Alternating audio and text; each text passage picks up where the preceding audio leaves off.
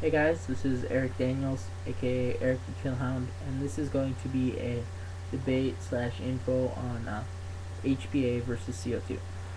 First of all, pros of HPA. Um, it's plain air, it's just high pressured air, so it's completely clean. Not completely, but also it's not a cold gas, so it's not going to freeze up. Um, Supposedly, it makes your guns more accurate. Um,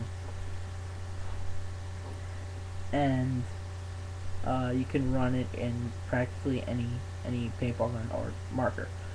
Um, Cons: shooting my guns, I have seen that with my SP1, because it has the built-in anti-siphon valve or whatever you want to call it. Shooting it with HPA was actually less accurate than shooting it with CO2. I also got less shots off of a 3000 68 cubic inch uh, 3000 tank than I did off of a 12-ounce CO2 tank. Now that's a little disappointing. However, let me explain. You're supposed to reconfigure the SP1 before you switch over to HVA. I had not done that, which could have been my accuracy problems too. Um, I don't know. Uh, However, because the SP1 has that anti-siphon valve, whatever you want to call it, I have no problem shooting it with CO2. I'm fine shooting it with CO2, which I believe anybody out there shooting Tippmann 98s or low-end mechanicals, Piranhas, Spiders, um, A5s, not necessarily X7s, because that's a $300 gun. So I would be tempted to, I would most likely run HPA on that if I thought I was going to have any problems with CO2. Um, Now, most of the time, you're going to be able to shoot CO2 in just about any gun you have, unless it says in the manual, use HPA or do not use CO2.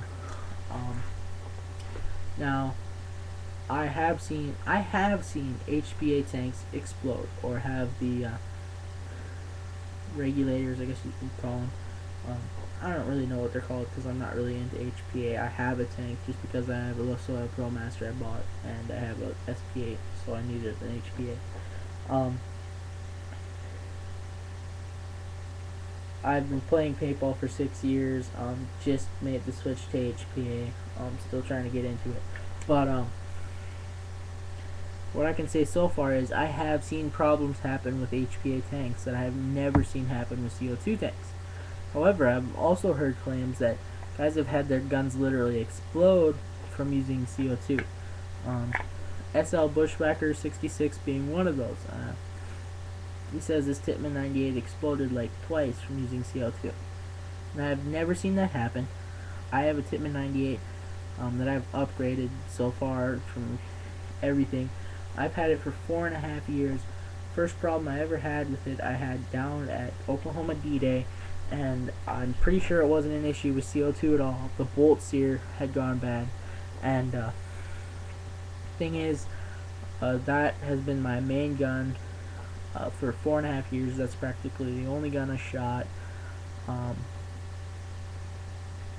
so honestly, with putting that much paint through it, um,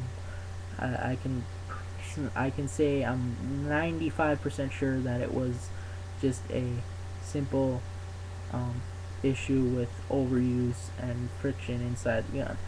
Um, Now, I would have to say one of the main issues with CO2 is people say in the winter it can freeze. Okay, yes, it can freeze in the winter. Um, but when you look at it, CO2 can freeze at any time. I was out this summer playing with a bunch of friends with my SP1, and I was the last guy on my team, so I flipped the gun on full auto trying to take out everybody, and by the time I went through a hopper and a half, my full tank was completely frozen up.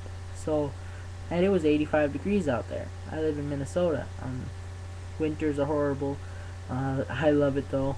It's October 31st at 5:35 in the morning, and there's snow on the ground. About 2 inches of snow.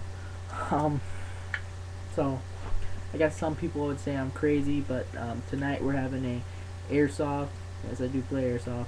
Um, Not my favorite thing. I would rather play paintball any day, which I'm going to be doing. We're doing airsoft slash paintball Halloween game. I'm going to take both. Um, if I end up thinking that maybe I'll go tactical and go with my airsoft and get up close and personal, I'm gonna go ahead and go with that. But since it's a night game, I will most likely go with my paintball guns. Um, Reason being, because I know about 3/4 of the people that are going to be out there are going to be using airsoft, and the sound of even a few paintball guns out there is going to scare the crap out of them. So, personally, in my opinion, if you're using low-end mechanicals, anything like that you're not worried you're going to have any problems with CO2, go ahead and use it. You can find it almost anywhere. It's cheap. And if you run out, you can always buy spare 3.5-ounce cartridges with an adapter out at Walmart. Now that stuff is expensive. That's very expensive stuff, but it's always nice to have. If you're at like a big game or something, and you get stuck out in the middle, out of CO2, and you have just a couple of those, you can get a good 120, 150 shots out of one of them. So, I mean, they're just a useful thing to have if you think you might run out of CO2 and aren't going to be able to reload on it for a while. Now, when you're shooting tournament markers, Chris Lasoya's, Pro Masters, Bob Long's, Angels, Dyes, anything like that, and any of your high-end markers. I mean, even X7s, because I mean, I know they're a Tippmann, but when it's a $300 Tippmann, thinking just for the sake of it, so I don't screw up anything, I'd be tempted to run HPA. Now, one easy way to solve the whole liquid CO2 thing, personally, is just run remote or get anti-siphon chambers, which I know up here I can buy the anti-siphon tubes at Shields for any size tank for like $15 a piece. I think they're even cheaper than that, and they'll install them right there if you want. And also, when you go to Shields, your first CO2 fill is free on all the tanks you buy. So that's a really nice feature too. Up here, up north where I live, because I live in northern Minnesota. Just if you have any questions, leave a text comment, leave a video response.